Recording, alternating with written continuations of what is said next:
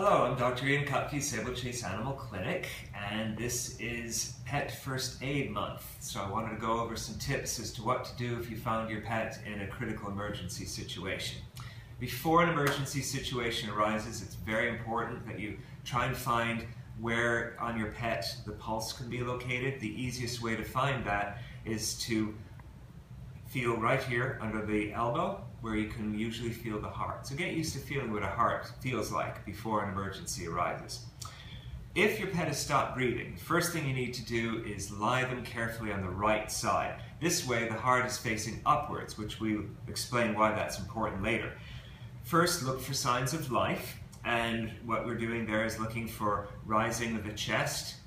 Put your face near to the muzzle to see if you can feel any kind of breathing, and if you don't, of course, get to work. First thing to do is call for help. You're going to have a lot better chance of saving your pet's life if somebody else can get you to a vet while you're administering CPR. So that's first and most important thing to do. Align the head and the neck, carefully pull the tongue out and make sure there's not anything stuck in there. A very common reason why a pet will pass out or choke is because something's stuck in the mouth. If you find something stuck in the mouth, carefully try and pull it out. Watch your fingers, because if your pet wakes up suddenly, they could bite you, even if they're not a biting dog. Let's assume that there's nothing in there.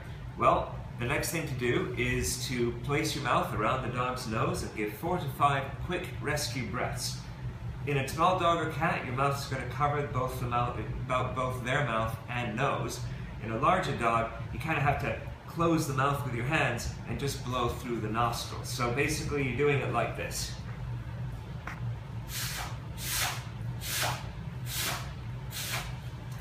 Yes, that quickly. 1, 2, 3, 4, 5.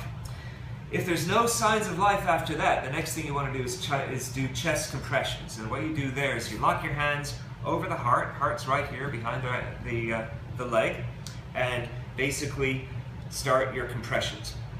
Your compressions are typically 30 quick ones, and then followed by 2 more rescue breaths. So literally 1, 2, 3, 4, 5, 6, 7, and so on. So let's say you just got to 30, go back over here.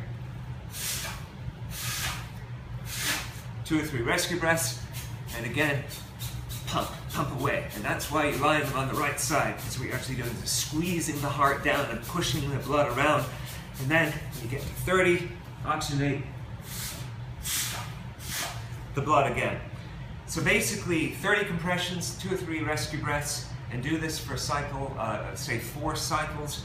Stop for a second, see if your pet's responding. If not, keep going.